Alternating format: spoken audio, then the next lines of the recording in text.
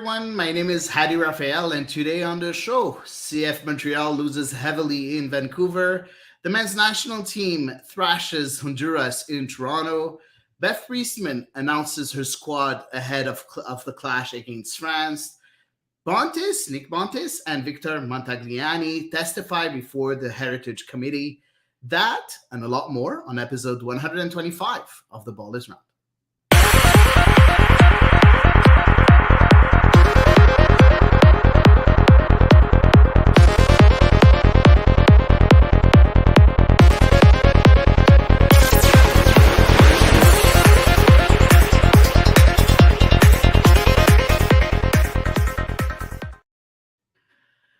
Hello, everyone. So, Hady here. As I said earlier, I'm joined by my friends Eve Powell and Elias Grigoriadis. Hey, Eve, how are you today? I'm feeling a little fragile today. Really? Yeah. I wonder why. Yeah. I'm feeling a little banged up, much like Montreal. Yeah, it happens. One of those days. And Elias, how are you, my friend? Yep. Still trying to wrap my head around what just happened last night. But other than that, I'm doing all right. I'm not doing too bad. Oh, yeah, so at least that. You know what? I had a horrible soccer weekend. But you know what? Oh, no. It happens. Being a soccer fan for so long, it's going to happen. Yeah. It's Very what it is inevitable. being a fan. You have some very, very, very bad weekends sometimes. And this weekend was one of those. So let's start right away and as fast as possible on that game. Get it over with. And get it over with, because really it's going to be very painful. So CF Montreal, of course, went on the road to Vancouver to play the Whitecaps. We know the Whitecaps had three draws in a row, with the last draw in Minnesota. They had a big problem, the Whitecaps, because none of their regular starting 11 scored a goal. It's only their bench players that had scored before. And this time around, Vanni Sartini tried to change things up. So he gave a start for Ali Ahmed and Simon Betcher. We'll talk about them a lot, I think, during our show. But let's look at CF Montreal, and that's what's important. So Hernando Sada had a starting 11. With Jonathan Sirois in goal, Aaron Herrera as a right wing back, Kamal Miller, Rudy Camacho, and Joel Waterman as center backs. Mathieu Chouanière, that had a great game last time against Philadelphia, was back as a left wing back, knowing that last he was injured. Victor Wanyama and the return of Samuel Piet as club captain in the middle of the pitch. As number 10, Sean Rea. And Romel Kyoto was on the bench, and it was the turn of Chinonso Ford to get his first start along Mason Toy. So looking at this starting 11, guys, what did you make of it, Elias? I thought it was pretty as expected, right? I mean, the biggest question was whether or not Romel Kyoto was going to start, given that he had played 70 minutes half a week ago. He played in Honduras' friendly on just a week ago as well. So in terms of keeping him fresh, keeping him fit and healthy, most importantly, I understand why he didn't start. Everything else was pretty much what you expect from a fully rested CF Montreal squad. They didn't have a game last week, so they did have 2 whole weeks off. And, no real surprises there. Yeah, Eve, are you? Do you think the same way? Yeah. Honestly, I was a bit surprised of seeing Piet in the starting 11 right away. Especially given, and we talk about it a lot, Vancouver is an artificial surface. He's coming back from injury. True. And it can be risky for sure. I understand wanting him in there because he is a really important part of keeping that midfield solid. But I agree, I was a little bit surprised. Yeah, but the rest of the starting 11, nothing was surprising for you, right? No. I believe. No. Yeah, so perfect. Okay, so so you know what? It was as Elias said, yes, we had, we were surprised a bit here and there, but it wasn't, the biggest surprise of the world to see that starting 11. And, it didn't start well for CF Montreal because Samuel Piet, just a few minutes when the game started. Unfortunately, he just completely stopped running in the middle of the pitch. I don't remember the minute. I was trying to get the minute. I'm not It's sure like if the it's fifth fifth minute, or like yeah, fifth or it's the fifth sixth minute. minute. Yeah, It's yeah. just that I read somewhere else that it was 10th, and I'm like, no, it was No, the that's fifth when minute. I Zuhair got remember. on. That's when Zuhair got Exactly, on. But good exactly, enough. exactly. Because it took a few minutes for Zahir to come on. Really don't know why it took that much time for Zahir to come in. But yeah, Samuel Piet went off injured around the 5th minute, and already here, even when Samuel Piet, just before Samuel Piet went on, Elias, did you feel that CF Montreal already weren't really playing that well? Did you feel that something was wrong with that starting 11, or not really at that point of time? I mean, they did come out a little flat-footed. There Yeah, wasn't their usual, dynamic and pressing side.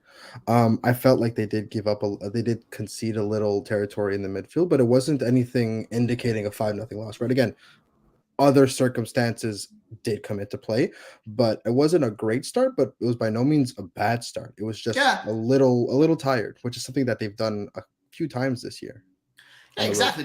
But how can you be tired, Eve, when you were supposed to be rested for a whole week?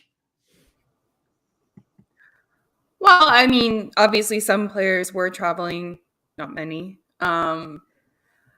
But time zone, of course, plays a factor. Travel is not like a necessarily relaxing experience for anyone, I don't think, flying across the country. So, I mean, yeah, there are reasons that you can be tired. You're kicking off, when normally the match should be over if you're functioning in your normal time zone. So, yeah, no, I think it's a little bit normal.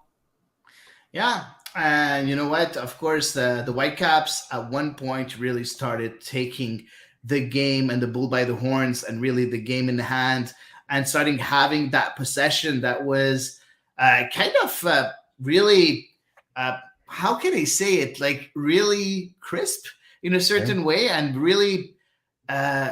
We're surprisingly very, Yeah, very good in that game. Just before any good chances, you they see. were. Exactly. You see that Sartini had prepared them very well, right, Eve?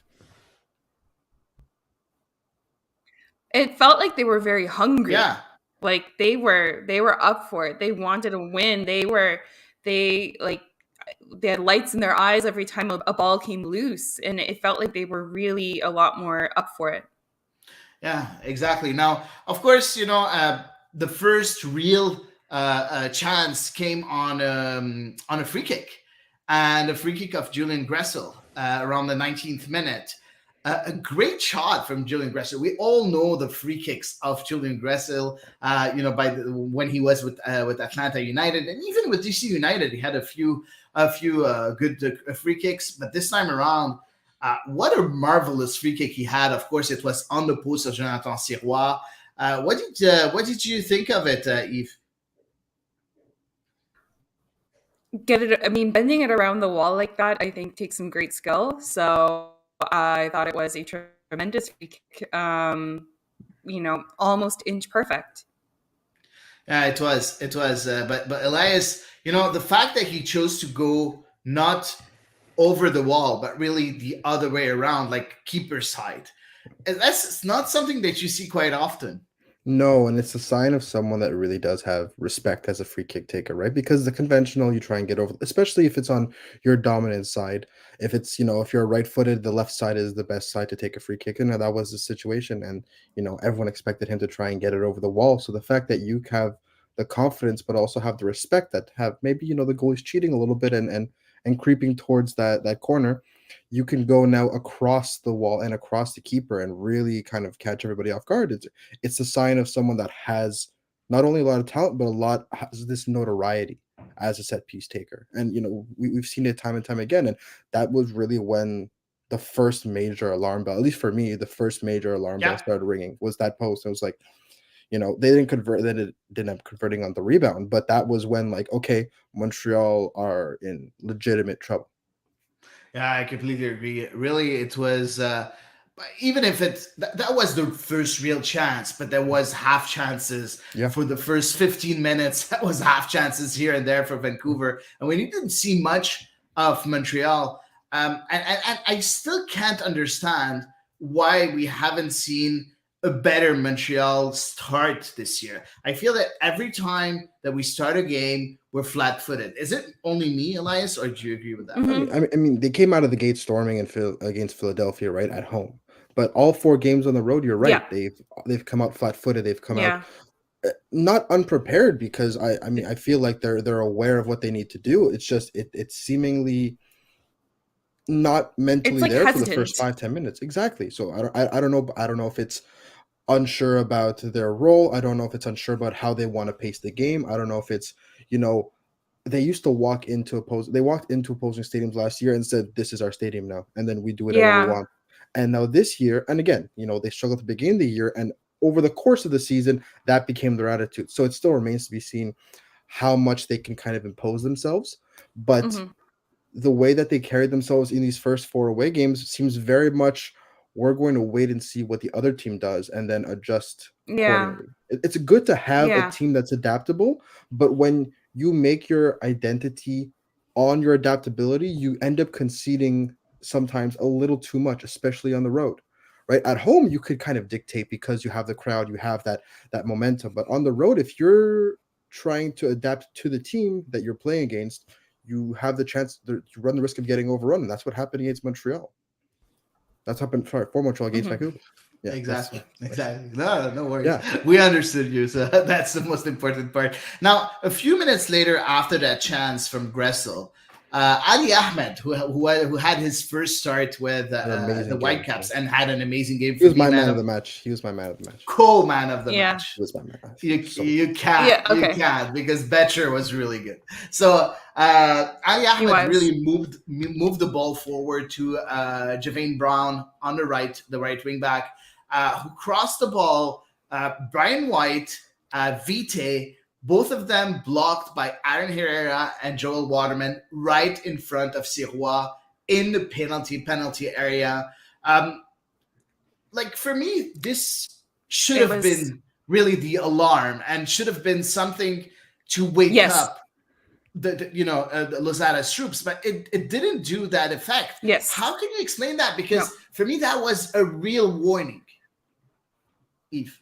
Oh, that was shocking to me. To me, I was shocked. I mean, it was just like they were spectators, truly. And, there didn't seem to be any organized man marking or any logic as to who was standing where, when, or why. And I completely agree with you. That was a complete let-off for Montreal. And it should absolutely have been the moment either Lozada gets some words out to organize the players better, or they discuss amongst themselves, with a few quick words and prepare, because Vancouver was clearly very ready for this occasion and there was going to be more coming their way. That was one of the problems, when you lose someone like Samuel Piette, who is a field general that early in the game. Yeah. Right? When you have all these issues, someone like Piette steps in, he calms everybody down, he reasserts that defensive presence, right? It's not just in his way of handling the players, but also he leads by example, and he does, bring that extra defensive stability to the team. And you lose someone like that. And again, I think, aside from a few mistakes here and there, Rida Zouir, all things considered, did the best he could. But Samuel Piette is, it's a different type of player. It's a different type of player, and it's a different type of character on the field. Yeah. So again, Zouir is still young and he's still reserved and he's not necessarily as vocal. I mean, understandably, he's 20, right? He's 20 years old now. 19 or 20. He's 19, 20 years old. So it's understandable. But Samuel Piette, losing him that early, in hindsight, it was only downhill from there. I agree with you that Samuel Piette was really missed in that game because, you needed that anchor in the midfield and you didn't have that anchor. But the leadership was supposed to be taken by Victor Wanyama. And unfortunately, I do not see that same effect from Victor Wanyama this year that he had last year. I don't see that veteran leadership in the midfield that he brought last year. Eve, do you think it's a matter of motivation? Is it because he has that new reduced contract, new reduced salary? Is it playing in his mind? How can you explain that? I don't know how to explain it because at the end of the day, he left as a free agent and chose to come back, right? So I don't see how a change in contract could be attributed to that. I agree with you, though, that there is a big difference in so many of the veterans, which I'm sure we're going to talk about just kind of in a broader sense this season compared to last. It's not even just Victor Wanyama. It's many of the veteran players out there who are shadows of the players they were last year. Yeah, I agree. And that's something that we'll talk about a bit later. Few minutes later, so 24th minute, that's maybe the turn of the match in a certain way, the action of the match, the action that defined the game altogether. So Rudy Camacho, red card. He tugged the shirt of Betcher, who was really a poison for the back line. So a long ball behind Camacho. Camacho not quick enough to catch him. Tugs the shirt. Red card, direct red card. Possible VAR check for a penalty wasn't awarded. It was a free kick. Guys, no. You look at that action. Like, for you, is it just you know what, a perfect play from Vancouver, or it's a clear mistake for Rudy Camacho, Eve? I mean, it's a little of column A, a little of column B, I think. Obviously, I think Philadelphia made it really clear last week how if you have somebody who can play on the shoulder of our not so swift defenders, then we're good to go. Get him that ball, let him run off. He's likely to get it and beat Rudy Camacho for pace. And it was just like a really desperate and cynical move from Camacho. Obviously it was going to be a free run on goal for Betcher if he had not hauled him down, but it was a clear red card any day of the week for me. I have nice to say.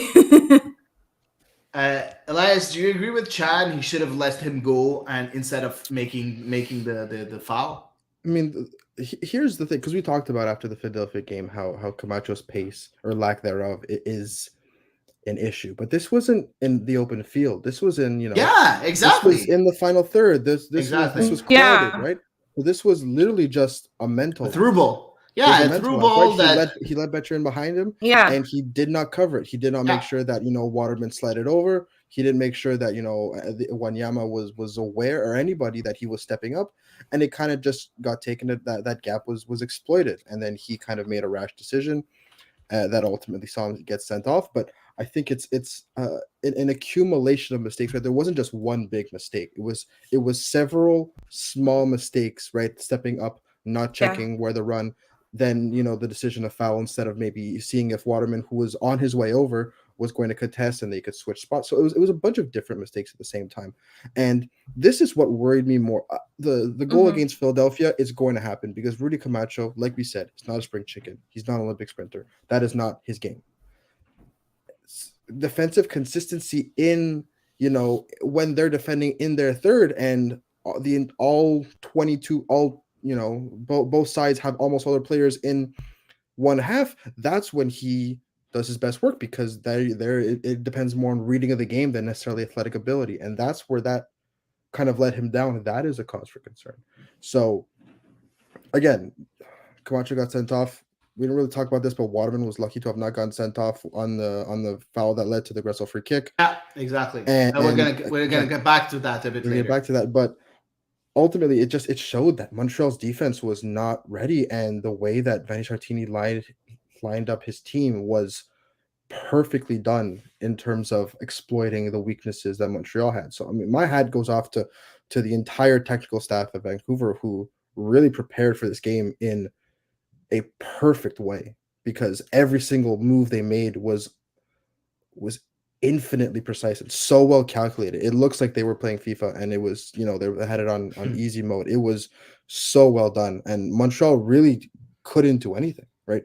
Down a man, obviously you can't do anything, but even when it was at 11v11, Vanni Sartini at the end of the game said they could have 12 players and we would have won, and he's 100% right. They were in a different league today. Yesterday. Yeah, I completely agree. And you know what? We saw it right away.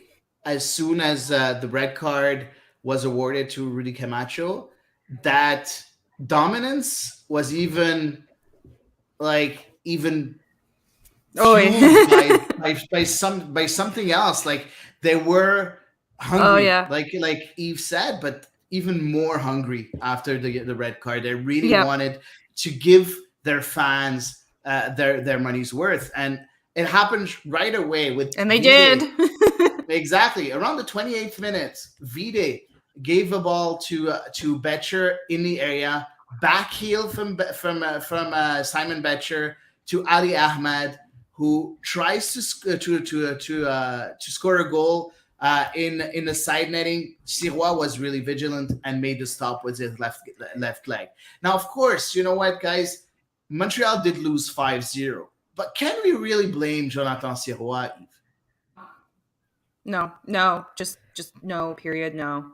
I know, like on one of the goals, he did theoretically push a rebound out back into play, but still, I mean, no, even, like that's where I'm like, that's where I could blame him, maybe. Mm. Otherwise, no. I mean, he was left completely exposed on most of these goals. Either being screened by a defender who was had no business being in front of him, or completely just alone with the attacking players. So no, I honestly see very little fault in any of the goals for him.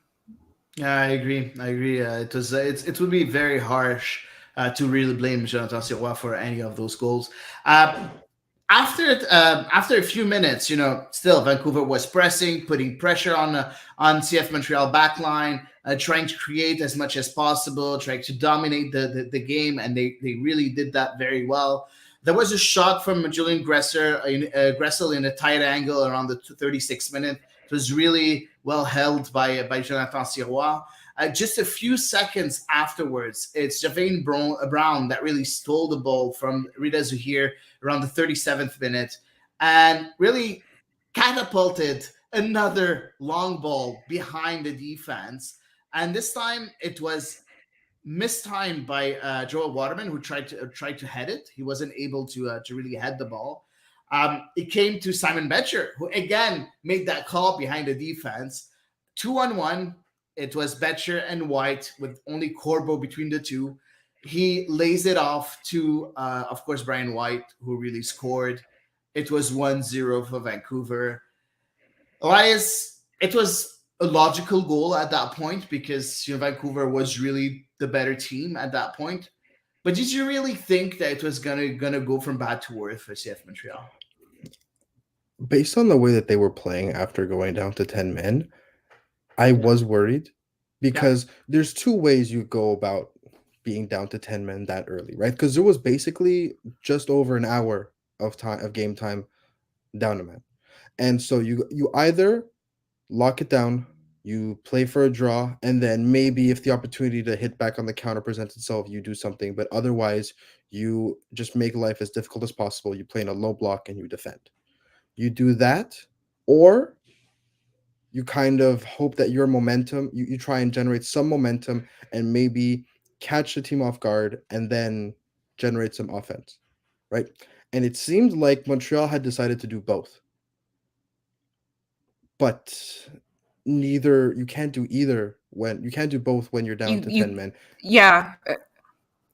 It seemed to be just a difference of opinions that wasn't properly communicated. I don't know if the technical staff has contingencies for red cards.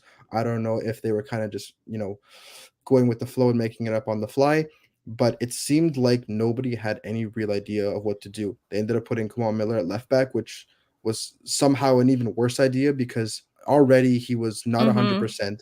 And you could tell against Philly, you could tell in the first 10 minutes of the game that Kamal Miller was not Yeah. 100% and he needed the help of a wing back. And so instead, you put Mathieu Choinière into the midfield and then you push Kamal Miller onto the flank as a fullback, and then you play as a back four. Mm-hmm. And this team was not played as a back four in like almost 3 Oh years. gosh. All Yeah. of a sudden has to play on the road against a team with uh, all the momentum as a back four with one that a right back that you're not super familiar with, Gabriel Corbo coming on who hasn't played in months, and a Kamal Miller who's not 100% fit.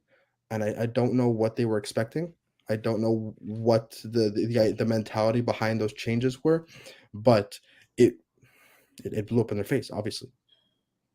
It did. It did. And you know what? That raises a lot of questions that we'll ask a bit later because, uh, uh, it would be maybe, you know what? It would be maybe the good moment right now. Guys, you look at what we talked about since the beginning of this pod, right? We talked about the positioning of the defense, a lot of long balls being thrown behind the defense, our defense really not being as quick enough, or veterans not having the same leadership, the same output as they had last year. We talked about at one point we talked about Losada really wanting to install a very high pressing that we haven't seen in a couple of games. We haven't seen it in Vancouver. We didn't see any pressing from on the Vancouver defense, even in the first minutes of the game, and even after.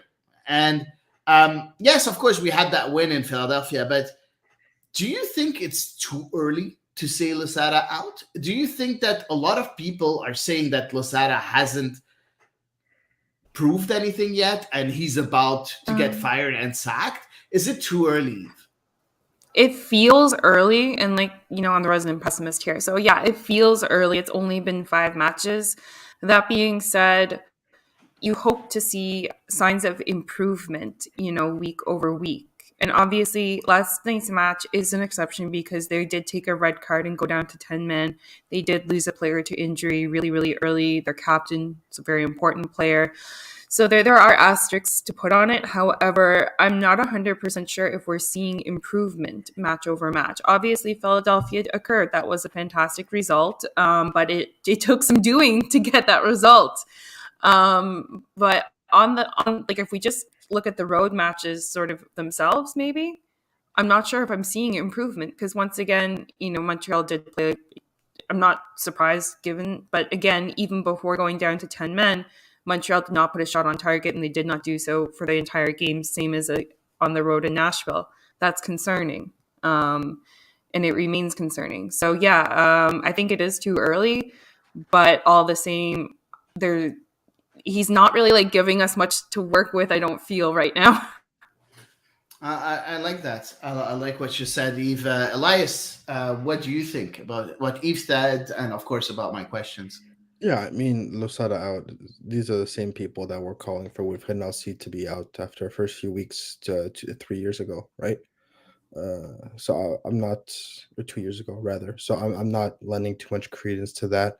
Um, it's important to remember that this game was a disaster, an absolute meltdown. But it was again 10 men for over an hour, and Vancouver was again. This is not obviously there's problems in Montreal and there's problems with the way that they lined up, but Vancouver were exceptional, and Vancouver would have done the way they played. They would have done this to any team, right? Just so happened to be Montreal, but Vancouver really played like a Champions League quarterfinalist and the defending Canadian champions. They lived up to their status right now because they were supreme, right? Going forward, they were creative, they were deadly, they were good on both sides, they were good on both wings, they were good down the middle. So they were all encompassing yesterday. My concern with Losada is not, you know, uh is not tactically, it's not improvement, it's how long can he keep the dressing room, right? How long can he keep the players? They all seem to show support. They believe in Losada, but you've seen a lot of veterans kind of speak their mind and show that they're not thrilled with the entire squad, right? With the overall squad. And how long until that turns into frustration towards, the front office and the person from the front office, which they have the most contact, is the head coach, right? Hernando Sada isn't the only person responsible for transfers and for making acquisitions or for how the team looks at the start of the season, but he is the one that they have the most contact with, and he is the one that justifies these moves and turns them into a game plan, into tactics, into whatever strategy for any given game. So that could lead to a certain amount of frustration. Wanyama, Kamal Miller, even Rudy Camacho have all expressed a desire to maybe get some reinforcements in. And I mean, I don't think they're coming anytime soon. Maybe they come in the summer, but they're definitely not going to be arriving before the deadline in April.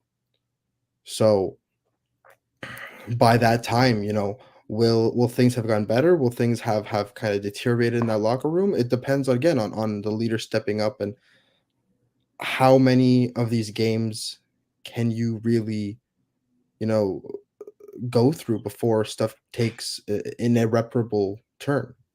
Right? Montreal lost 4-0 like twice last year over the span of like a few weeks, remember, against LA Yeah, and then against Montreal. yeah, So Montreal has had horrible games, right? Even again, around this time, around the beginning of the season, they lost 4-1 to New York in New York, and they were played off the field and they were humiliated, right? The one goal was Broguillard in the 87th minute, late in the game, and it was almost like a consolation goal, right? They were played off the field completely, and that was with 11 men. So I think everyone calling for heads is a bit premature. That is the nature of Montreal fandom, and that is the nature of people that just kind of one bad game and it's time to tank or it's time to sell everything and restart. But again, it's important to not lend too much credence to it. It's important, if you do see criticism, that it's warranted, right? yeah. You know what?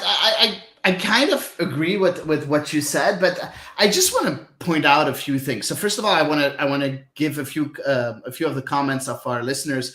So Chan saying, and that's positive side. By the way, we're only 4 points away from playoffs, of course, with an emoji afterwards. I was gonna say, I Of think course, she's saying that like more in a sarcastic. it was sarcastic, of course.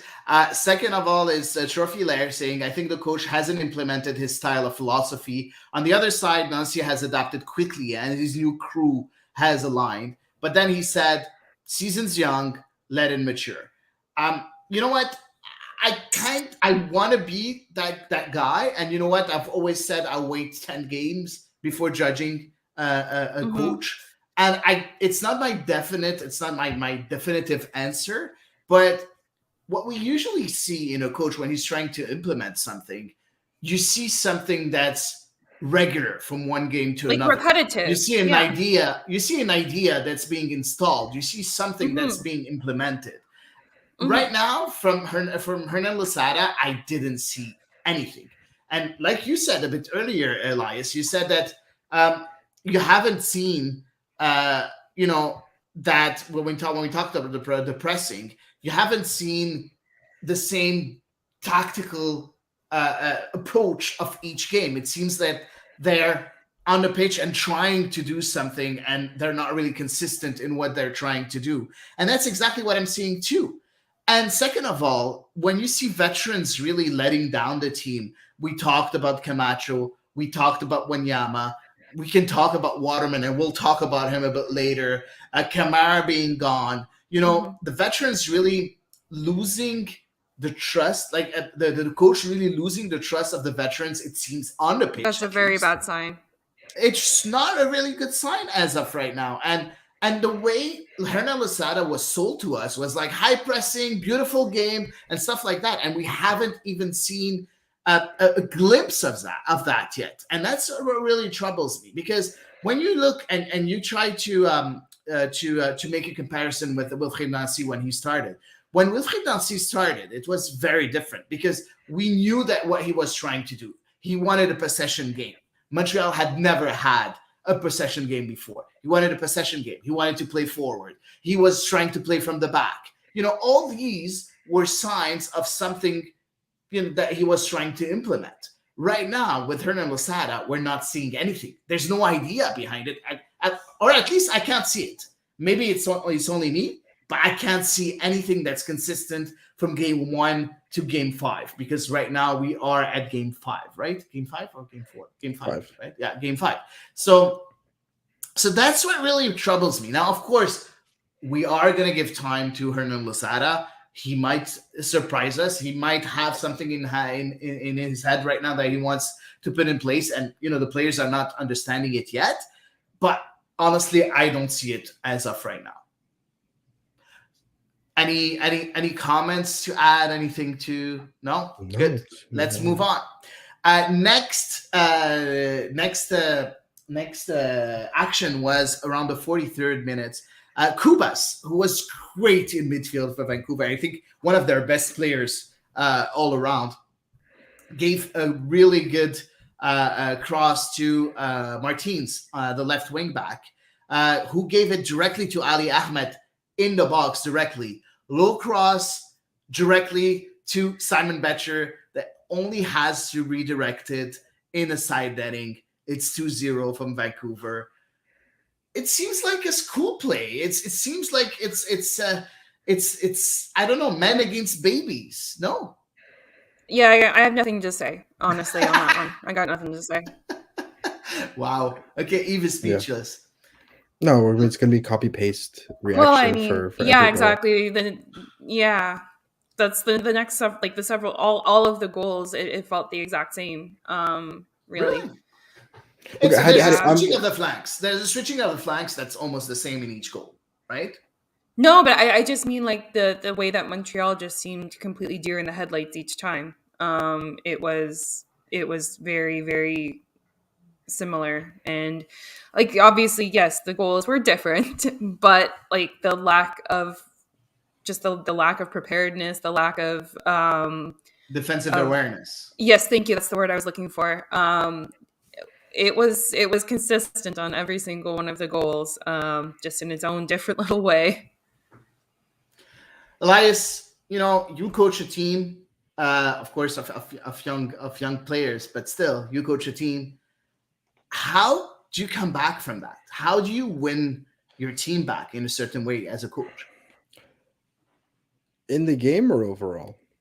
Overall, It really does all depend on how you react to the result, right? I mean, you have to have a mix of as a coach, your instinct is to analyze everything, and every single game or every play is data that you can evaluate and analyze.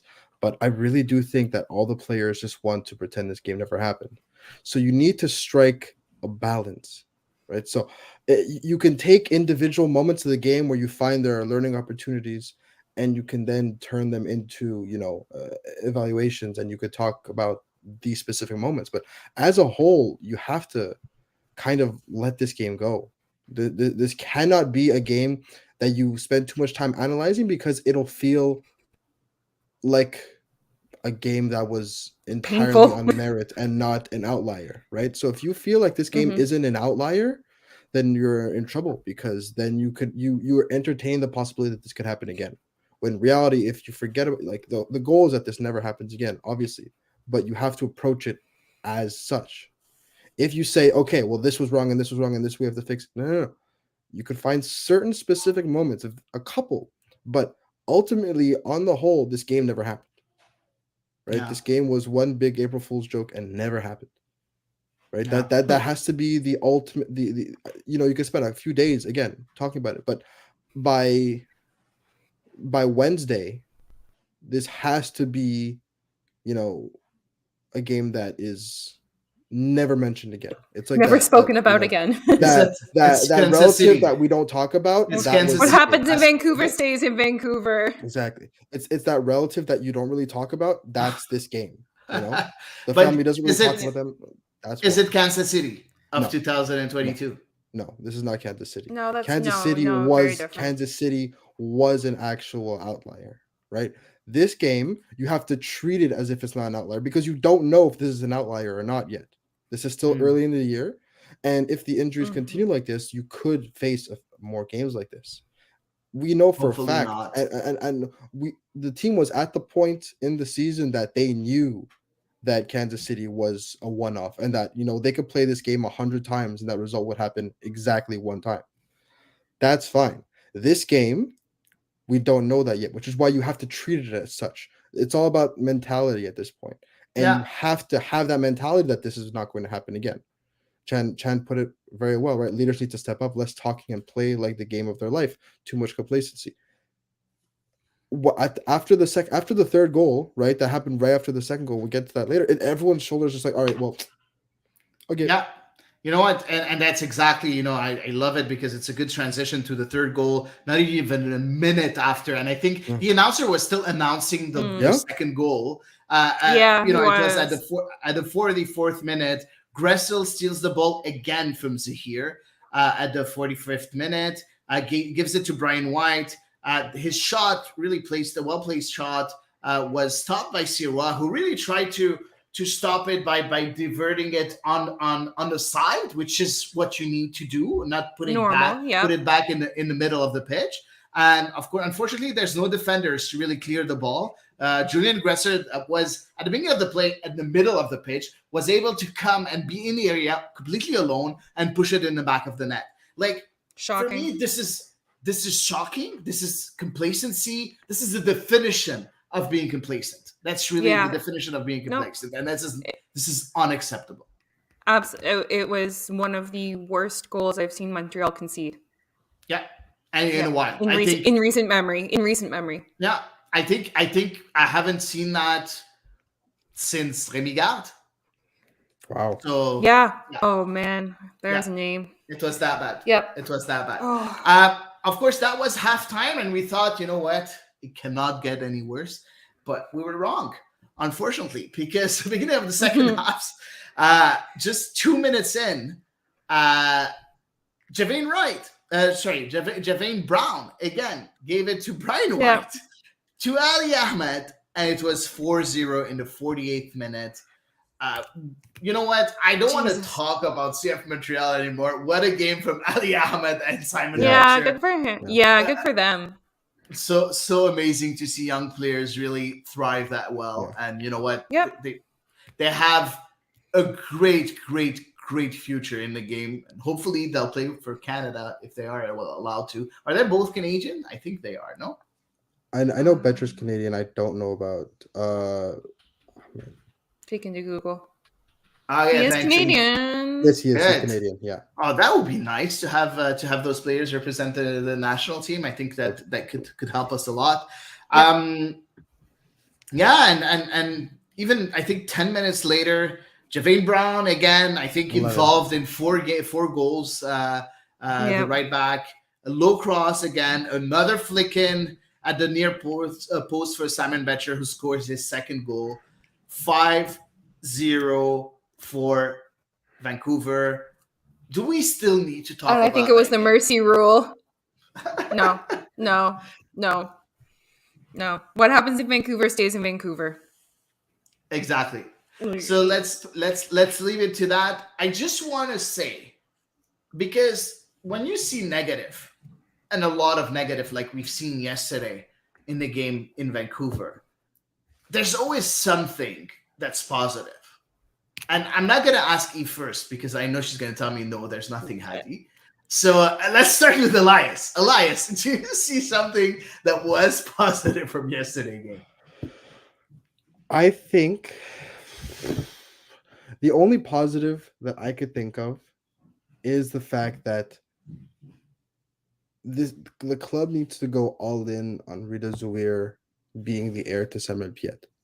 Because, again, he did not have a good game, but nobody had a good game. Relatively speaking, I think that he is a good duo with Victor Wanyama for the same reasons that Samuel Piet does well. His energy and his dynamic and his ball winning capabilities do make him a good counterpart to the more methodical Victor Wanyama. With that being said, he does kind of explode into space a lot. He does like to play vertically, and he'll do very well with this vertical style if and when it actually gets implemented. However, right, he 2 giveaways that led directly to goals. So there's still stuff that needs to be learned.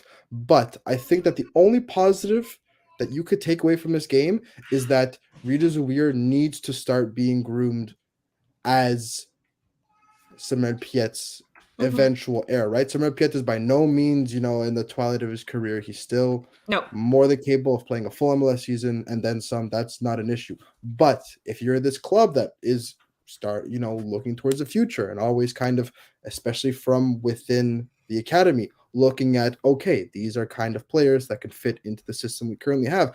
Rida Zouir slots perfectly into that Samuel Piet role. Better than any other midfielder they have, better than Nathan Saliba, and better than, well, no other midfielders have really had that much time to play, right? But if you look at those comparisons, you do have a very promising ball winner, an energetic kind of pit bull in the midfield that, we've come to appreciate Samuel Piet as.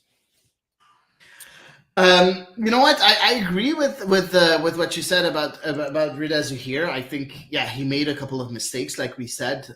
When we talked about the highlights, but I think he has something. He's worth something. I would say the same thing from Sean Rea. I think I loved the way he worked really hard. Yeah, he wasn't. He tried. He tried. I like the fact that he's not shy to really try one-on-ones, to really try to dribble players one-on-ones, to really create something, and that's something that you need. Now, of course, when you're playing with only 10 men, when your 9 other players are not really doing their job, or 8 other players are not really doing their job, it's very hard to even, it's kind of a lot as a young player to really, really cause damage to the other team. We do have a guest, and not really a guest. He's not going to join the I tried to make him join the stream as a surprise, but he's at work, so he cannot really join. But it's our greatest friend, Samuel Savi, that had something positive. Sam says, I found it worrying that something positive seemed not really positive, sorry. Seemed bummed out. Last year they looked fired up, even in defeat. Didn't see it this year yet. I thought it was going to be positive, and I didn't read it until the end. Because Sam has usually was the optimist voice in the pod. Sam was like the rational voice, I would say. Who was the optimist? You. Not really. Yeah. I don't really sound too optimistic right now, right? No, I mean, there's no need for optimism right now. No, exactly. No. I'm definitely the certified pet. No, Sam was like our voice of reason, like our Zen, wise Jedi, tactical genius. So, yeah, no, but he has a really good point. I agree. The attitude, I think, and we talked about it a bit. Like, I know, Elias, you mentioned how their shoulders slumped, and that was bad. Sorry, I didn't put it more eloquently, but it was. It's not the attitude that you see normally in competitive athletes, for sure. No, and like after the 5th goal, it was almost like this numbness. They were like, "Oh, another one, great." Right, which is, I'd rather you be pissed off than ambivalent, right? That being said, I agree with what Samuel said in that they weren't like this last year, but besides the 4-0 loss to Toronto, there was no game this bad, and even the game against Toronto, there was some back and forth, right? There was no game this demonstrably bad where it was, yes, the possession was like 64 to the 64% possession for Vancouver, but like in terms of territory, it was like 80-20 almost. Yeah. So I think that it's tough to, mentally. I'd have rather they get like a yellow card out of frustration or something. They didn't even lash out. And as a defender, if I'm losing 5-0, I'm putting my hands on somebody. And you rough them up. That's just the way. Yeah, but you're already down a man. Oh, I'm not going to get a yellow card because I know where the line is, right? So I mean, Waterman couldn't because he was already on a yellow. But if you're Kamal Miller, even if you're Gabriel Corbo and you want to just do something, fire somebody up respectfully and with as much sportsmanship as I can muster, you run through. So without any sportsmanship, that's no. Right? In a very there's a line. I make sure not to hurt them, and I make sure that it's a very safe way. But if I'm losing 5-0, I'm running through somebody because I'm losing 5-0. Okay, I'm gonna stay far away from Elias if he's having a bad day. No, it's only in soccer and sometimes. Okay. Yeah. Okay, fair.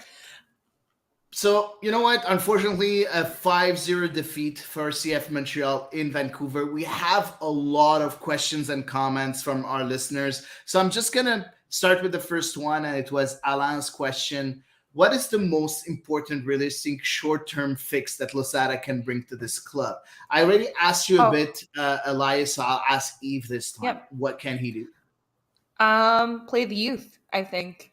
Start letting them take the keys, particularly if either it's, if there's some intangible thing up with the veterans, or if it's the fact that they're losing confidence with him, then give the keys to the kids. They're young, they're hungry, they'll show up. Wow. Okay, I'll pay you right after, Eve. I would have said that weeks ago if I'd known that was on the line. No, but very, very wise, I think. Yeah, exactly. Play the youth, give them experience, and that's what he's doing, right? With Redezu here, with Sean Rea, with Nathan Saliba at the beginning of the season in other games. Well, play the youth, too, right? Sorry. Saliba came off the bench yesterday too, so he did get his minutes. Yep. Yeah, true. I'm saying as a starter, and I would have loved to see Kareem Fayal in the team too, because I think could have used him as a center back. I would have loved to see Torkelson again get minutes, but I think he's injured right now. He played. He just got back from he played. You know what? Yeah. True. I know, but at that point you're watching it with I wasn't really watching it. I was watching it. It was in the background. I was doing something else because I was really not happy. It's like that movie scene where the sound is blurred and there's a high pitched noise and you're just staring off into the distance, like dead eyed, and just like nothing matters anymore. Exactly. So play the kids as Eve said, but I think Jan disagrees. Yeah, he disagrees. He says that it would hurt the confidence of the kids. What do you think, Elias? See, I think the damage that losing a lot would do does not compare to the damage not playing at all would do. Yeah. Right? So morale can always be recovered and confidence can always be recovered, but you cannot find a substitute for experience.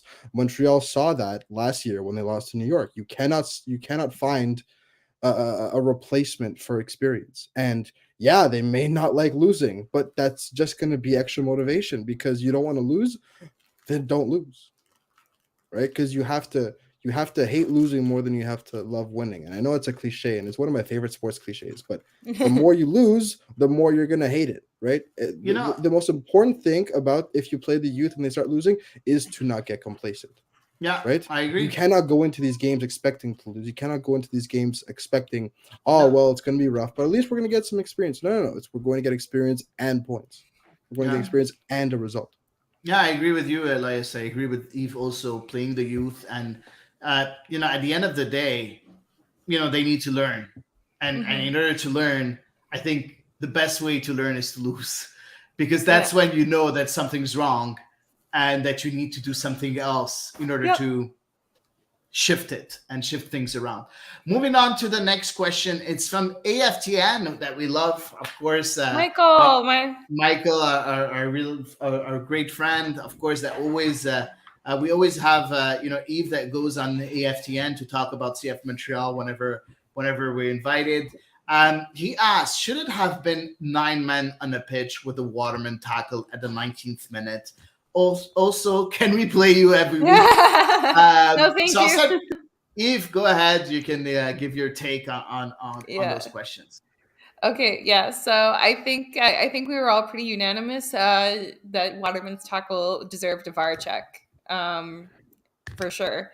I especially given that tackle occurred when they were still at 11v11, so it wasn't even like a question of the ref like maybe easing up, even though you should never ease up on dangerous tackles and violent conduct.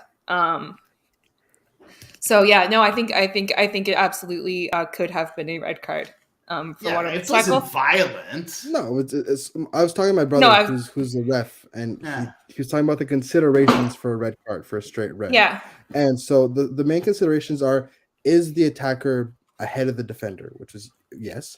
Was it outside the box? Yes. Were there any other players in proximity? Yes, but they were so far out, they were so far to the side that they weren't. They could. Then they're not in proximity. Considered in play.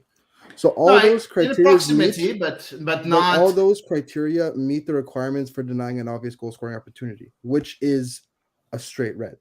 Yeah, Mhm. There's no two ways about I it. So agree. the fact that the VAR didn't even ask him to go look, just to sell it, Yeah. is weird. Yeah. Very I weird. wish And I wish we could have gotten some more information on why that wasn't the case. Why VAR didn't go and ask the ref to just have a look at it, because it and my brother, it was saw it pretty much immediately, and it was Mhm. pretty obvious that this was at the very least very dangerous situation offensively. So it Yep. merited yeah, he some was consideration. Yeah, he straight was on through a goal goal. He was after. through a goal. Yeah, Yeah. exactly. So no, for me it was, and I was very surprised to see the yellow card. And I was like, oh, Yeah, they were Lucky, definitely let off the lucky. hook. They were Well, let off fear the hook not. and then It evened immediately out. punished afterwards. So Yeah, exactly. it would have been a 10-0 game, I think, with 9 men on the absolutely. pitch. So yeah, but you know what, Michael, I'm sorry, but no, we're not going to play you every week. And you know what? I hope that we're not going to be that bad every week either. Yes. Oh, So same. hopefully we won't be that bad, because we like having big losses, because it gives us a lot to talk about, but we don't It's really not like like it for our well-being and for our yeah, hearts. So exactly. yeah. Moving on to the next question is from Amin Sabri, someone that really covers CF Montreal very, very well. Why Losada always keeps Eliadis and Ahmed Hamdi on the bench while the midfield is playing awful? I love that question. If you don't mind, guys, I want to answer All first yours. this time Go around. down. Yep. Honestly, I mean, if I had the answer to that question, I would have, talked about it quite a few times already in the pod. Uh, I think that Ahmed Hamdi is made to play in that system, and maybe next to Victor Wanyama, I think he would be very good, because he can bring the ball forward and he can facilitate the game by doing, his short passing. He has a very good idea of Mhm. his short passing, and I think he would do very well next to Victor Wanyama, not as a number 10, but a bit deeper. And I still don't understand why we're not seeing him. Now, for Iliadis, I don't know the player, so I'm not really going to go into it.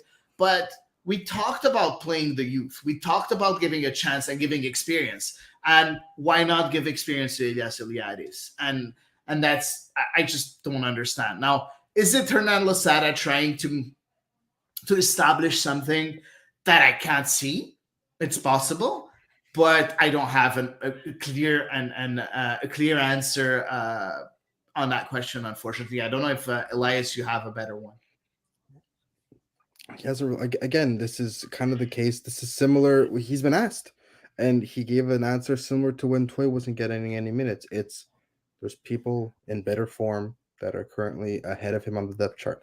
That being said, as I mean, so delicately put it, the midfield was not playing well. So is it time maybe to reconsider your depth chart? Is it time maybe to reconsider? Hey, let's throw something at the wall and see what sticks, because Iliadis does have a very different skill set, and he does have that verticality that Losada wants, because he's a very, very strong long ball Yeah, specialist. He yeah. can pick a ball out exceptionally well, and that's something you saw a lot of times yesterday was just not there. Those long balls through the air, the No, we didn't long try diagonal anything balls, different. We didn't try but anything the different. long diagonal balls that were attempted, I don't think any one of them, except for maybe a few that were going up to 04, which are free because he's gigantic. Everything else was a miss. Everything else would No. go out or be lost possession or would have like a really unclean touch. So if you want someone who can really ping a ball across the field and maybe relieve some pressure or find a switch or find, a player that's making a run, then put someone in who really does specialize in that. Because there's nobody in them. If you have, Wanyama, Piet, and Rea, they're all very good playing the ball on the ground, playing, a possession style game. But if you want someone to pick a ball out, Wanyama can do it here and there, but the other two are not, that's not their specialty. That's not what's in their wheelhouse, right? So maybe you do give a chance to Iliadis who can really who can find someone in space. Maybe you do give a chance to Ahmed Hamdi, like you said, who could drive the ball forward and maybe is a nice attacking option next to Wanyama. I still think they need a ball winner in that midfield if Hamdi plays next to Wanyama. But try something new, right? It's been 5 games, and again, there's been different combinations, but it's been more or less the same. Yeah, I So agree. throw I, everybody a curveball and I, let's see what happens, right? exactly, It can't get exactly. any So worse. we'll see what he'll do. Comments from Felice. What is the club's selling proposition for fans to come to games? It's a serious question. They sold their star players and they replaced them with any real quality. They chased away the coach of the year, or the nominated coach of the year. They couldn't be arsed getting a new jersey. The ultras are long gone. The audience, the team built with outstanding broadcast partners, STVA is gone. The games are all 7:30 p.m. So goodbye, family fun zone. What exactly is the entertainment proposition here? If you're too cheap to buy Apple TV, come to Saputo and see a bunch of nobodies lose. Whew. So I find Uh, that's a little mean spirited. The first thing I want to address about those tweets is if you are not coming to a game because your team is losing, then you're not an ultra, right? You may be a fan, but you're not an ultra, right? That word has certain meanings to it, right? You could be upset with the club, and through that displeasure, as a collective unit, you can boycott games. That happens to clubs all over the world. But if you are not, if you as an individual are choosing to not come to a game because your team is losing, then you're not an ultra. You're a fan. You're a fan who's upset. I but don't think that's quite he's not the he's not point. an Yeah, ultra either. Yeah, he's not an yeah. ultra either. I don't He's think saying that's the the point he ultras was. are long No, no, gone. no. I'm saying that, right? I Yeah, mean, the ultras are there. The ultras were there at yeah. Olympic Stadium, and they were in Well, great form, no, right? it's not the ultras anymore. It's the collective. It's the collective, exactly. Is it as a name or is it as a group of fans that are sitting in a certain area, right? Maybe I'm not clear on what you mean, what the tweet meant by ultras, but yes, I'm aware that Oh, ultras that in could be name are okay. not there. I thought they meant that ultras won't be coming to the game as fans with flares and flags and drums, and I'm like, that's not true. They're going to be there. Oh, okay, I under you were using like not ultras, Right, not the right. former supporter group of Montreal. You were referring more to Exactly. like the The general general concept of supporters. what an ultra Okay, is, Concept of an okay, sorry, ultra. I right? So completely I think there may misunderstood have you, been Elias. I was like, where are you because going with this? that was my first thought when I saw the tweet. I'm like, first of all, Yeah. but Yeah. Okay. Sorry. But answering Felicia's Yeah. question, what is the selling product here? What is the proposition for a fan? It's very simple. You play local talent. And that's the proposition that Olivier Renard is trying to do. You're playing local talent. You're giving a chance to the youth to show what they're worth, and you're giving them a chance to play in the best North American league there is. And you know what? Okay, I that's think bold, but that's okay. but it's true. It is the best North American league there is. In soccer? Do you have a better North American league? Liga MX? They are darn good. Yeah, okay, the sorry. level is getting closer, right? The top Yeah, teams in but No, I Liga agree with MX you. They're getting are. closer. They're getting but closer. you're never gonna see a young Montrealer playing Liga MX. You don't know. No. Of course not. No. But I agree with you, Hadi. That is generally speaking the selling point. And let's face it. I understand like it's not the sexiest selling point Yeah, in the history of time. It truly isn't, and I think it does require somebody to really have a love for the community and the game. yeah. Beyond wanting to see beautiful stuff all the time. Because when you are playing so many young players, you are going to have messy games for sure, and you are going to have to We put lost up with Steve. it. Oh no! Yeah, now Did you're you lose back. me? Now you're back. Okay, No, thank no, you. I'm you're sorry. back. No, I was just gonna say like, and you are gonna have to put up with saying goodbye to a lot of players. So I will say like, it's not for the faint-hearted. I understand, but at the end of the day, you know, it all depends on how you support and why you support a team, right? And that's something that we talked about quite a few times. Yeah, of course I want silverware. Of course I want to win the Stanley Cup. Yeah, I want to win the MLS Cup. Of course I do, and that's what we dream about. But Mm-hmm. that's not the reason why I watch and I follow and I cover CF Montreal. I watch and I cover CF Montreal because I love the game. I love soccer and I love my local club. Whatever the position is, whatever their abilities are, their talent are, whatever, anything, and it all depends on why you're watching the game. And of course, the average Joe is only going to come when the team is going to win. And he's allowed, but that's not my way of watching football and watching soccer. And I'm pretty sure that it's not yours either, Eve, and it's not yours also, Elias. At one point, even if the team is 30th out of 30 or 29th out of 29, we'll still follow and cover the game because we love the game, right? Yeah. So moving on Felicia's comment, we do have a couple more comments from G Money. Now let's remember, Ronaldo would tell us that the game was on the road, so the result doesn't matter. Also, he will remind us that we won at home. We will remind him that it took a miracle and double VAR review to win that. Also, 0 goals in 4 of 5 games. And you know what? It's not harsh. It's the reality. Yep. I don't disagree. Is right. We don't disagree. We cannot disagree. But it's a process. Again, this is the process that they chose to go with. And you know what? It's a process like any other. So I don't know if you have anything to add on this comment, guys. No, I mean, again, I feel like a lot of the comments are people that are frustrated. Of course, and it's normal. People who wouldn't be frustrated watching their team get, pounded 5-0. It's a perfectly natural reaction. Yeah. And again, I feel like Montreal fans, people who like sports in Montreal, myself included, are prone to a bit of hyperbole. God knows I indulge in it more often than I care to admit. So again, this is something that these are all thoughts that pass through my head. I'm reading Twitter and I'm like, yeah, I don't know if I'd say that out loud, but I've definitely thought it, and I've definitely have friends who have texted me that, and so I understand why I can empathize with this frustration, but at the same time, Hady, you're right.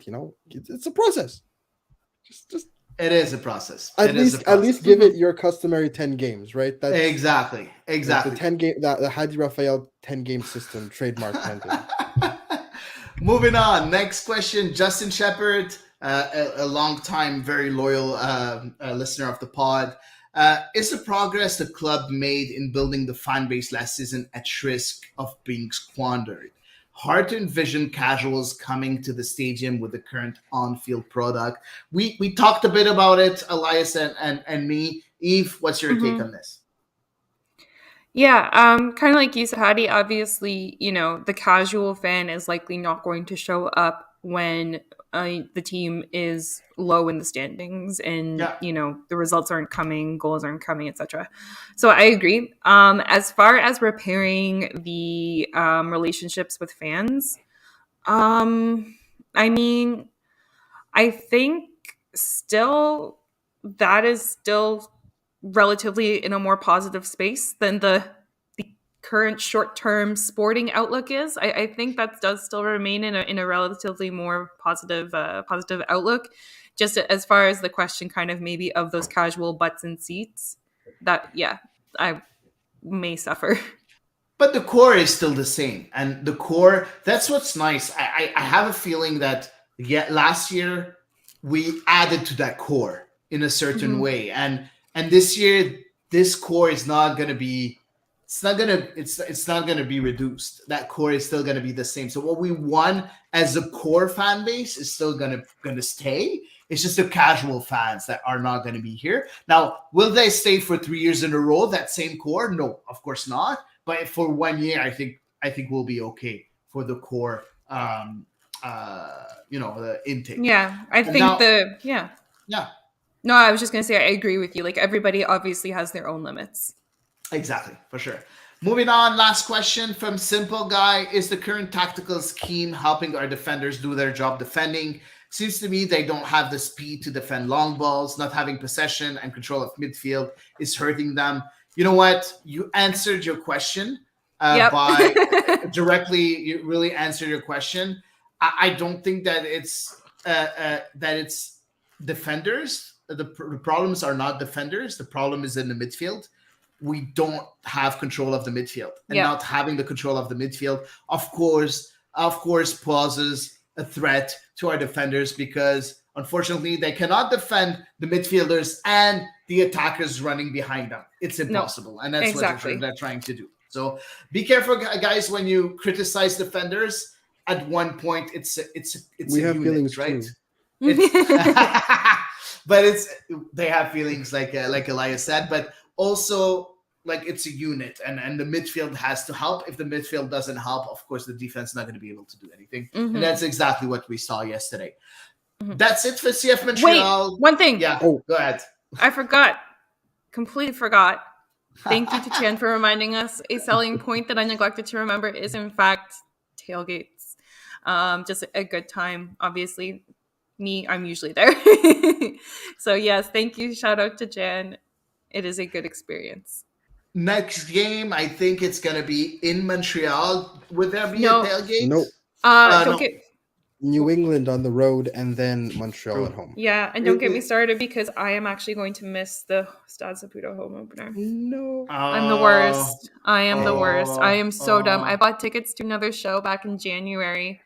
Like, I think it might have even been before the schedule came out. I bought tickets to something. Classic. Okay, you can sell them. Classic. No, but I also told my friends, you can come to my house and get ready. And so, like, I accidentally, Yeah, no worries. No, I won't be here either, so it's going to be Elias. Of course, Eve, you'll watch the game afterwards, Yeah. and of course, you'll be on TBIR. I won't be here for the next. We'll talk about it a bit later. I won't be here for the next 2 to 3 weeks because I'm going on holidays and I can't wait. Moving on from CF Montreal, of course, another defeat. Only 3 points in 5 games. It sucks, but it is what it is. But we did have a very, very good game last week, and it was Canada. Yeah. Canada completely trashed Honduras in Toronto. A score of 4-1 for Canada. Goals from Kyle Aaron at the 8th minute, at the 11th minute, Jonathan David at the 49th minute. Benguche scored a goal for Honduras, and of course, Jonathan Osorio at the 86th minute. Guys, Canada has reached the semifinals of the CONCACAF Nations League. Canada has qualified to the Gold Cup.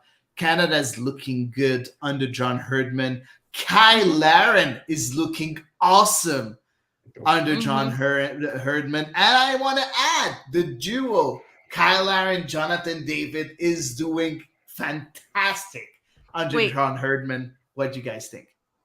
I couldn't take my eyes off Ismail Kone in that match myself. It was a rock star. My God, that was one of the most mature performances I've seen. That was hands down the most mature performance I've seen from him. And I thought he was electric. He was poised. He was involved. He was quick. He just everything. He ticked all the boxes. Yeah. So that was what stuck out to me the most. Light? Yeah, no, I mean, again, it was what to say that hasn't already been said. They managed the game perfectly, and again, last week we were talking about the striking the balance between giving everybody a show and managing the game, and they managed to do both, right? They put on an amazing display. Tajon Buchanan got his minutes on that right flank, like you wanted and you predicted, and it went well. And it went so well. He did great. He looked like a fish in water. And it was overall just, again, these are the kinds of performances you need to take the next step. And John Herdman talked about it at the end of the game. He says, okay, we need to start upping the level of our opponents now, right? They need to consistently be playing top level opponents, and that's the next step for them. Yes, they lost to Honduras, in the first game, and you could chalk that up to a one-off given the gap in quality in the return leg. Yep. But in reality, this team now needs to set a floor for the quality of teams they play. Again, international competition is one thing, and you play the teams you play against in your confederation. That I understand. But when it comes to friendlies now, they have to use this leverage of they are already one of the 3 teams that are guaranteed to be in the World Cup.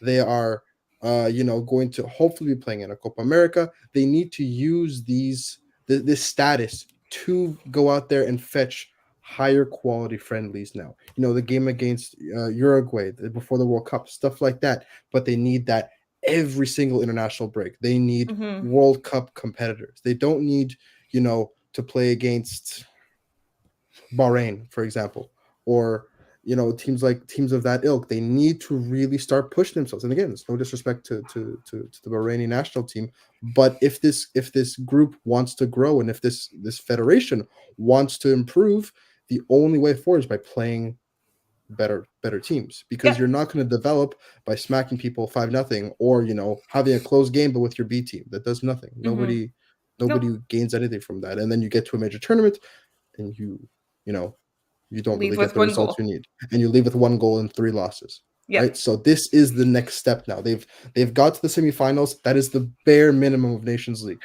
Semifinals of the Gold Cup should be the bare minimum of the Hmm. Gold Cup now, right? This is your new standard as the national team. Hmm.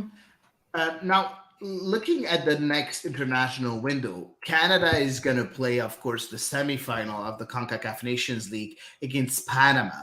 Panama has been pretty good, finishing, I Yeah. think, second in the CONCACAF behind the United States, with Canada finishing third and Mexico finishing fourth.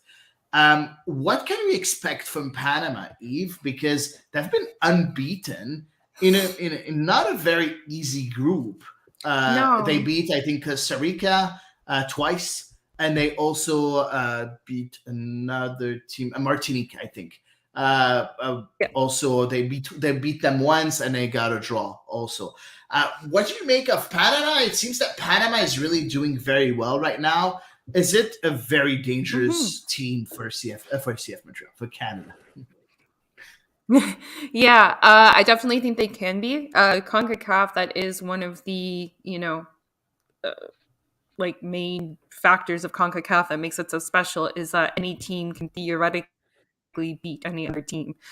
Um, they have brought a lot of young talent into their side. I feel like they were kind of an aging squad a couple of years ago, but now they have a lot of players like in their early 20s who are getting lots of caps, or starting to get caps anyway, which is a sign that they have talent coming down the pipeline. They have players from around different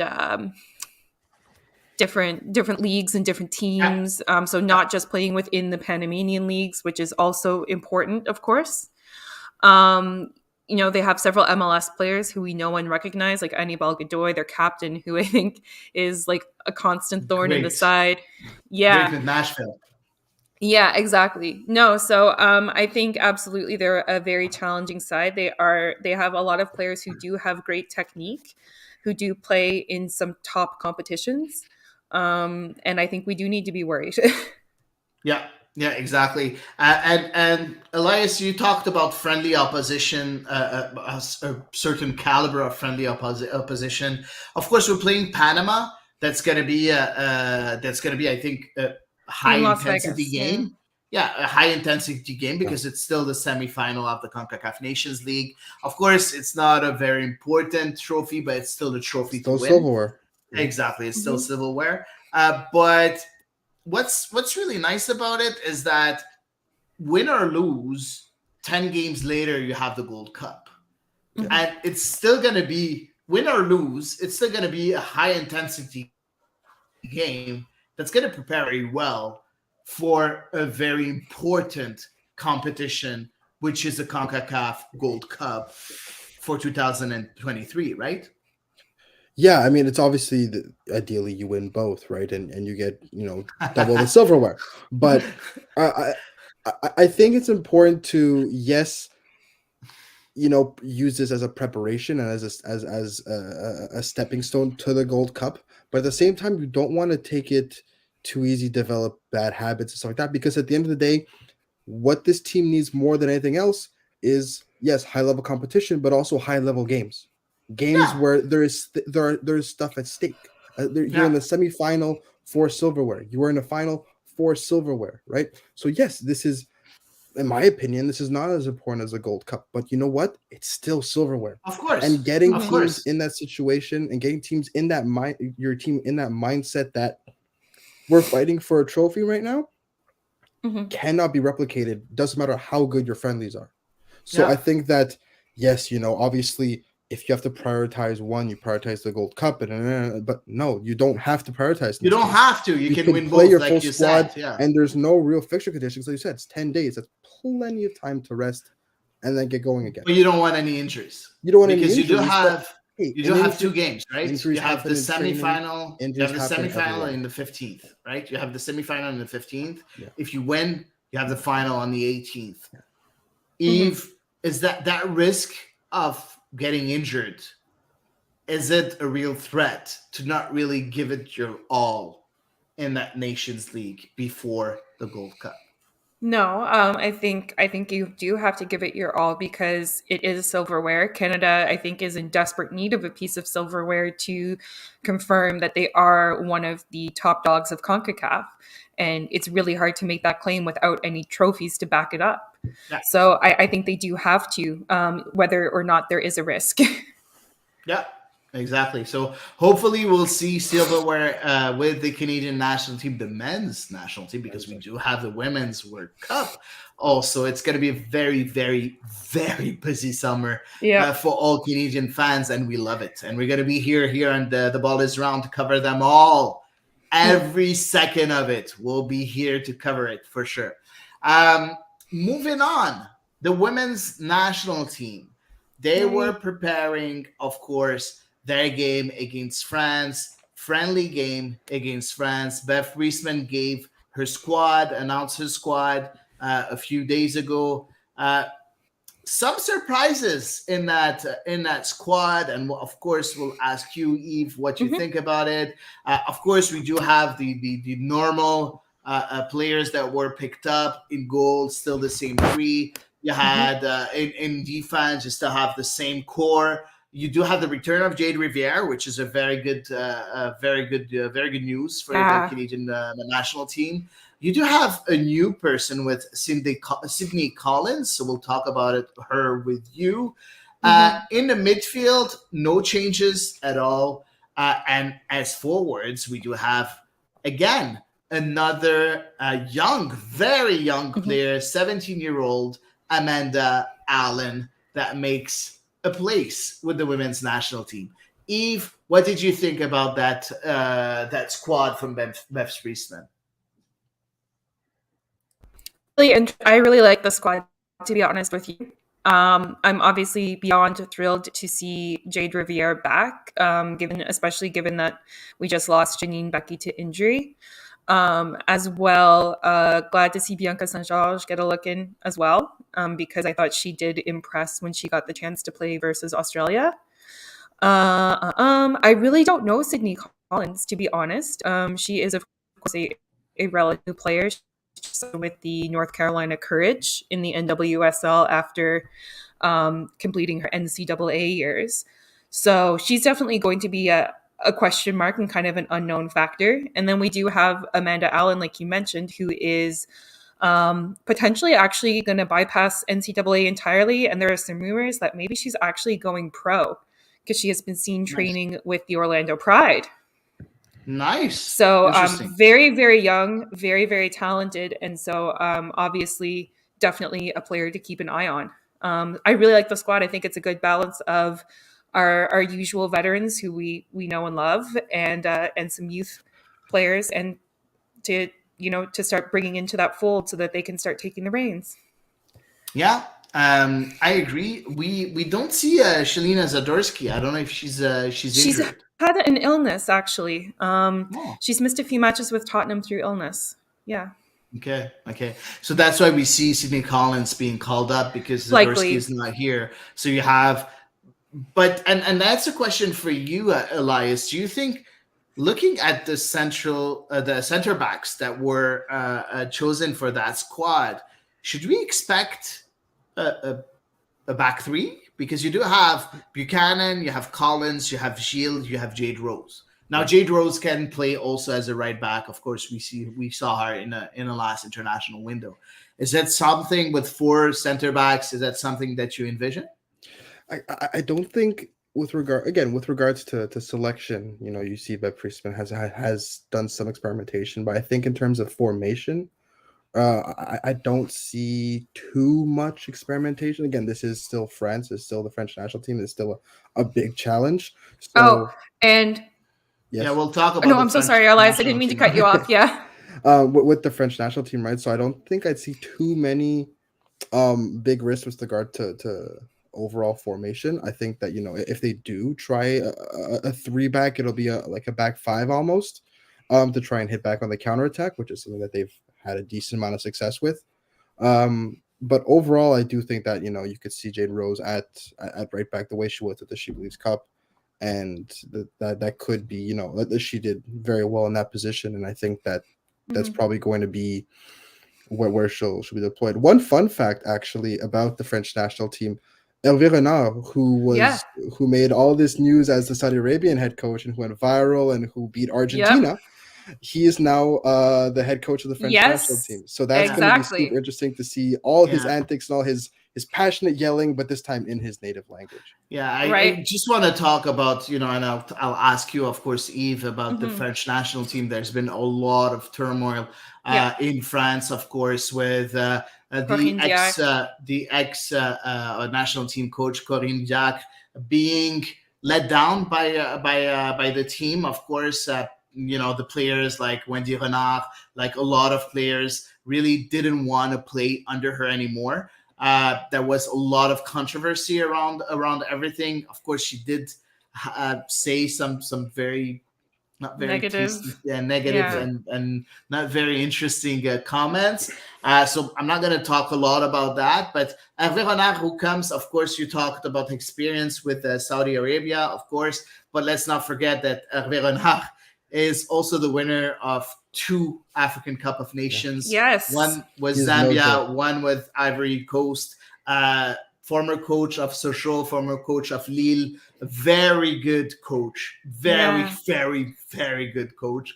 Do you think that France, Eve, is a bit? France is in a position for us to really go and just thump them in a way because they're not doing so well morally. It's not going very well. The team is healing in a certain way of Mm-hmm. Jack's reign. Do you think it's now is the time to really go and crush France in a certain way, or do you think it's going to be the other way around? I think it's really tricky because really both teams right now are in such turmoil. Like you said, France is kind of starting, the French national team seems they're starting to come out of it. Obviously, for the Canadian national team, we are still deeply embroiled in it. So it's hard to say. I find this one really impossible to predict, Hattie. I really don't know. It's gonna be, of course, very impossible to predict. And you know what? I love the transition. Eve, let's talk about the Canadian controversy because honestly, Here we are again. yeah, we have to again. Yep. We have to. So Yep. go ahead. Eve. So, all right. So finally, after much ado, the Canadian Heritage Committee finally got the folks who they had really been looking to speak to, other than the players. So on Thursday, Nick Bontist and Victor Montagliani and Sean Heffernan, who is the CFO currently, testified before the committee. So I'm not going to lie, I found this hearing a really frustrating one to watch, to listen to. Number one, like there were definitely some technical glitches on the side of the just you know how it is when you do things by Zoom. It's you're on mute. So it was frustrating in that regard, but also it was frustrating because it really felt like they were trying to avoid answering some questions. And just the way like these hearings are set up is that there's a time limit to ask and answer questions. And so I kind of couldn't help but feel like they were trying to draw out their avoidance of answering questions in a really long-winded way in order to then get out of being asked more questions. That was my impression.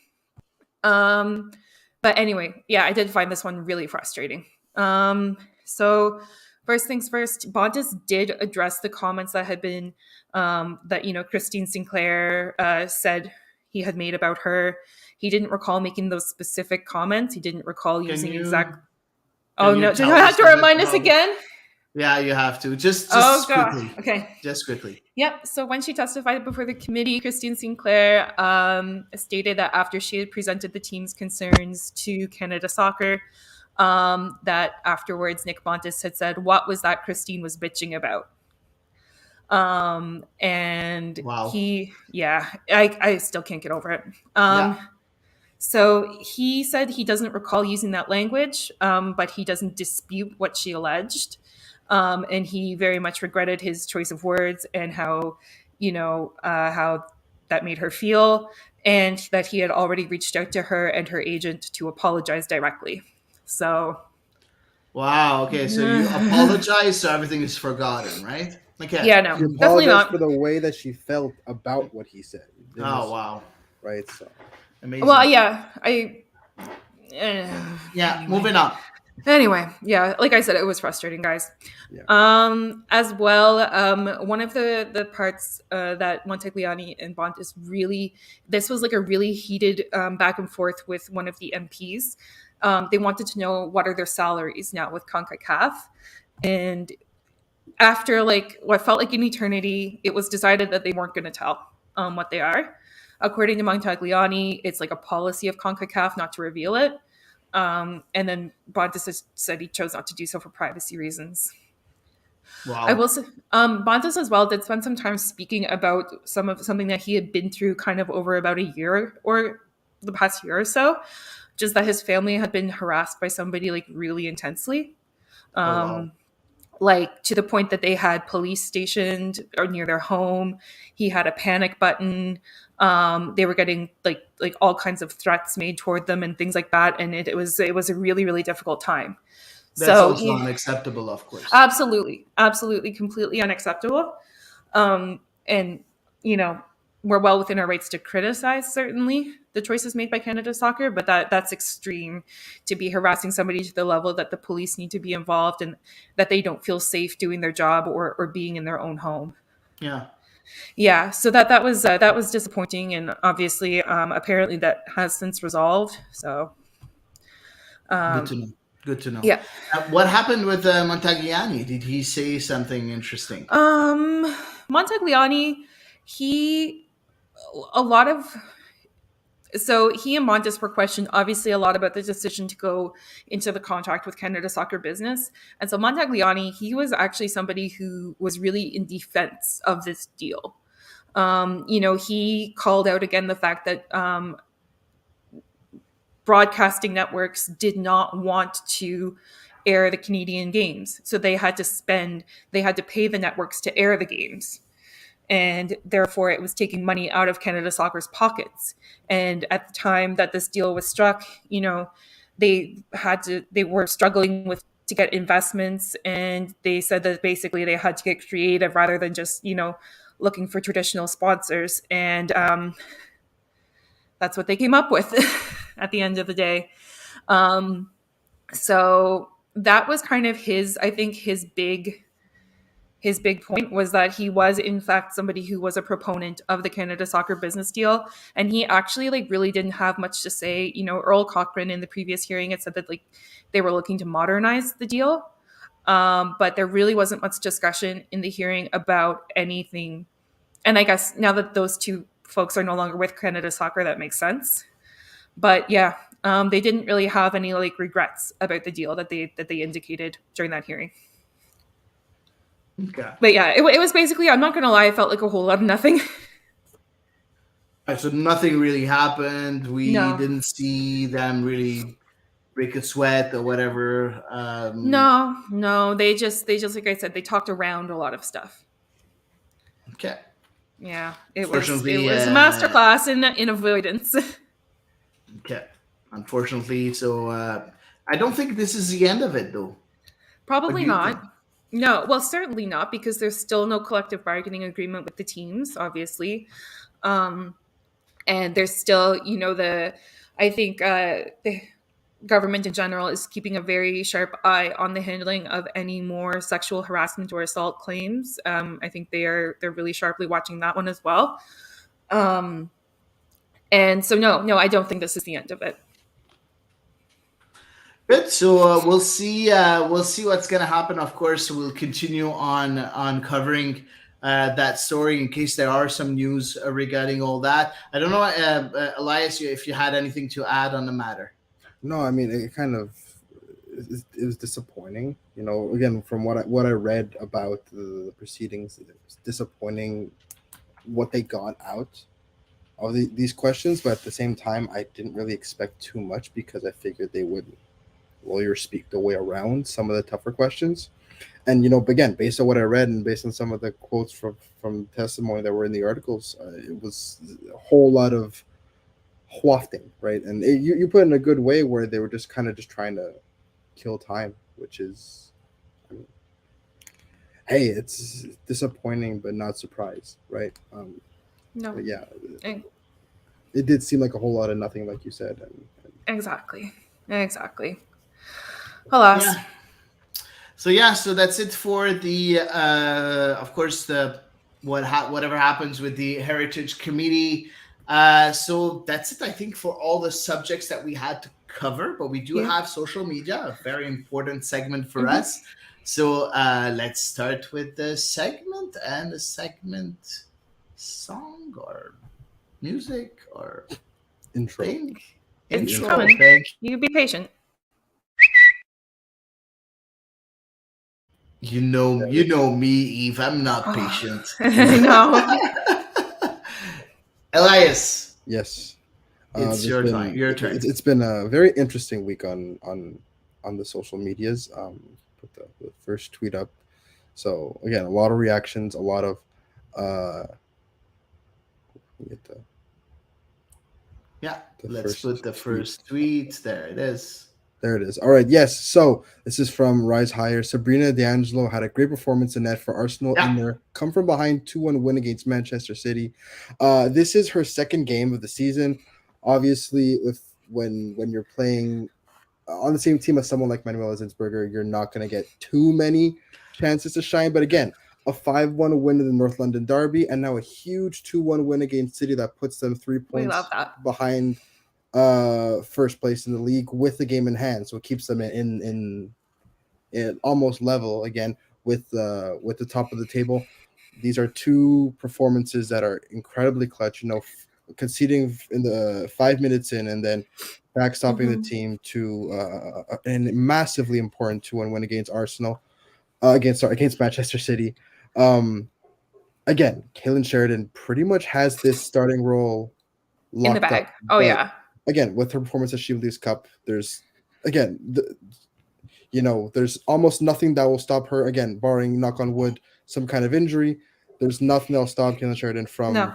being in goal for the World Cup. However, what do you think Sabrina D'Angelo has to do to, in the future, put Mhm. more pressure aside from making the most of your opportunities? Eve, what do you Yeah. think Sabrina D'Angelo has to do in order to put pressure on that starting spot and make Beth Priestman's life that much more difficult?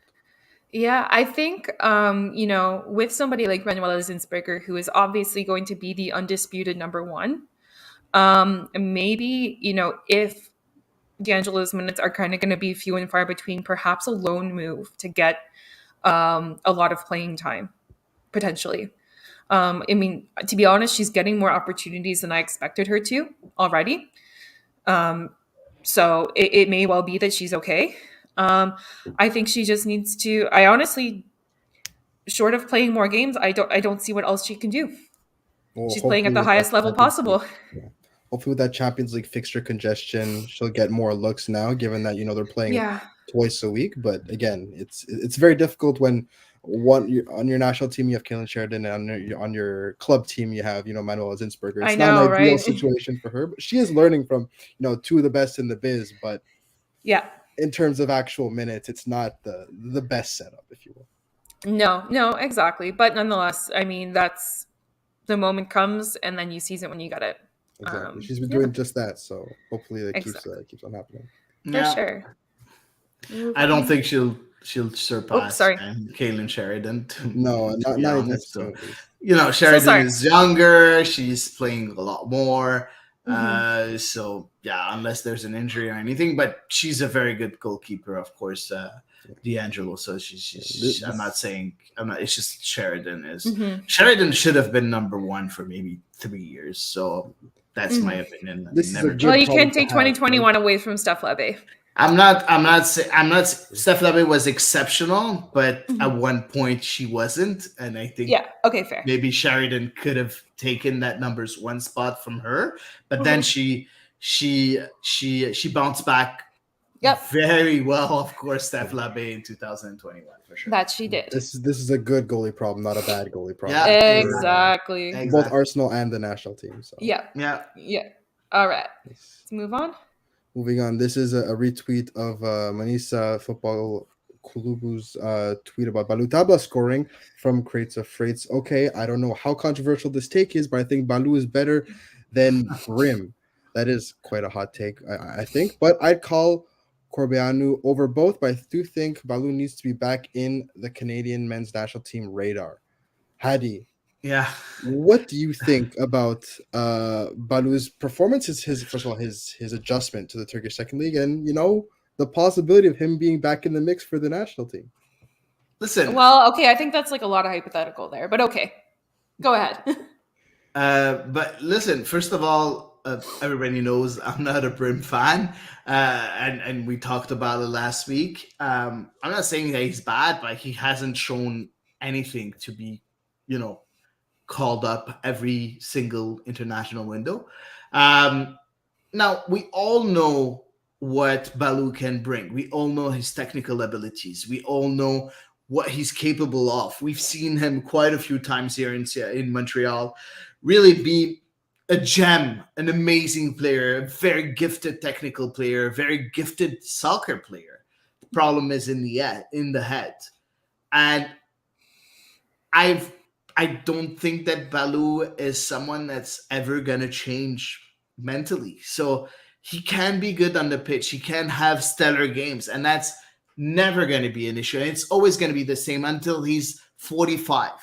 But unfortunately, when you're in a tournament mode, when you're going to the Gold Cup, when you're trying to create a certain atmosphere for a national team that wants to win silverware, you don't want that player to come and to be a poison in the mind of Disruptor. players and Mhm. disruptor. Exactly. Mhm. And unfortunately, that's why I'm not talking about what he can bring on the pitch, because if he is focused and if he wants to, he can be a great player.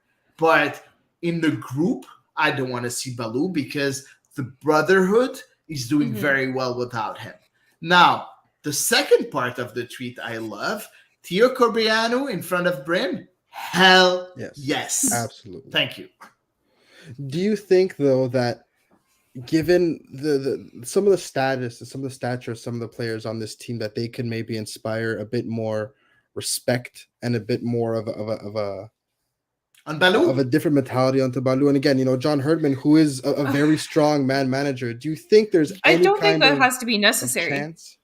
I don't Go think ahead, that Eve. like if that's a required, like if that's required for a player to show up and to perform, then he shouldn't be called up. Period. I like, Harsh but but fair. even if he is, even if the thinking is, you know what, we have good veteran players that are going to be, and we have a good leader of men in John Herdman. I still don't think that you had to rely on this in Yeah. order to have to get the best out of Baloo. Baloo has to prove that he is at his best. He is coachable and manageable before being called up. And right now, he is not.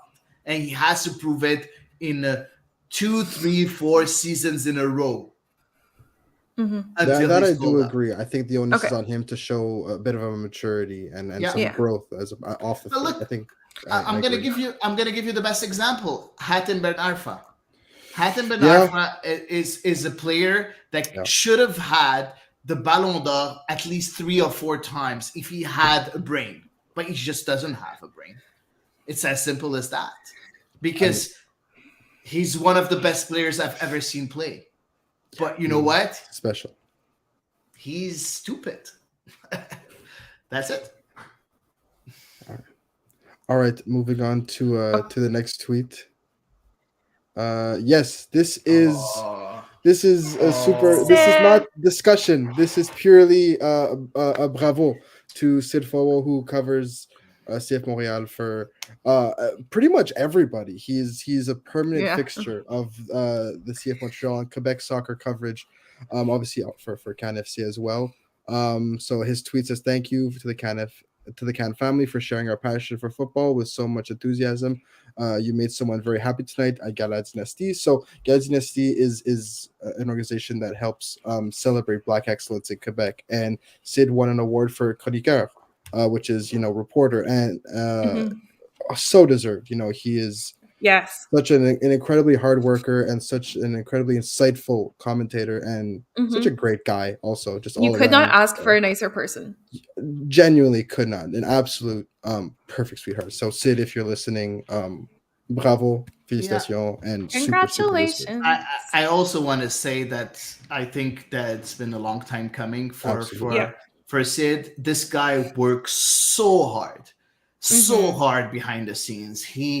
He makes a lot of contacts. He's a very good PR guy. He's always smiling. He's always happy. He's been working in that game in Montreal for so long. This guy deserves all the love he can get. So thanks, Sid. Thanks for being here. Thanks for being, of course, some sort of a mentor for me personally, and a great defender of the ball is round. Because don't forget, guys, we are hosted by the Can Football Club as a Najo podcast, and it's all thanks to Sid. So thanks a Indeed. lot, Sid, and well deserved. Very. All right. Next one is from Gaetano Piano. Waterman flopping like a bucket out of water. This is supposed to be a homecoming for Joel Waterman. It's supposed to be, he's at the top of his game. He signed a new contract. Yeah. What do you think went wrong, last night? Because he clearly wasn't himself. I don't think he's been himself for a bit. And you thought maybe this contract would have helped solve part of that, the added security. What do you think is going on right now in Joel Waterman's head? Well, I mean, I think it's that X factor that's affecting so many of the veterans on the Montreal squad right now. Yeah, we Really? talked about it a bit earlier, and you know what? I find it hard to really blame it on Waterman also, because the whole team was pretty bad, and we talked about it. So it was a team effort. But yeah, Waterman hasn't been good this season yet. I completely agree. But so is Camacho, Herrera, Miller hasn't been great. Wanyama, Miller, Toy, even Kyoto. He didn't do much. Yeah, a part of that wonderful, brace against Philadelphia. Yeah, he didn't do much. So yeah, Waterman was bad, but a lot of players were bad. It's absolutely a team effort right now. They are all in on it together. Indeed. All right. Final tweet. Right. And the final tweet is from Robin Seama, translated from French. I read the comments, CF Montreal, and it's weird. Nobody mentions the fact that they played with one less player from the start. We must sell the club, fire the coach. Is Robin the voice of reason? Is this really... How much of this result on Saturday night was because of the fact that they were down to 10 men? And how much of it is, actual concrete problems that need to be addressed? I think none of the goals came until after they went down a man, obviously. But I think it would have been coming even if Camacho had stayed on the pitch. Yeah. So I do still think there's a lot of systematic issues that need to be addressed. Yeah, I agree. And you know what? This is a trend that we see a lot now with social media in the last, 15 years, where whenever there's a bad series of results of a club, the whole fan base on social media express themselves saying, sell the club, we suck, we don't, it's kind of normal to see that. We have to look at social media as a way to express ourselves. and not really believe everything that's being said there, it doesn't mean that the whole fan base thinks that way, right? And but I understand the frustration of the fans, because it was very frustrating last night. Now sell the club. I think, guys, if you think that Saputo is still gonna sell, you're just dreaming. You're just dreaming, because it's never gonna happen.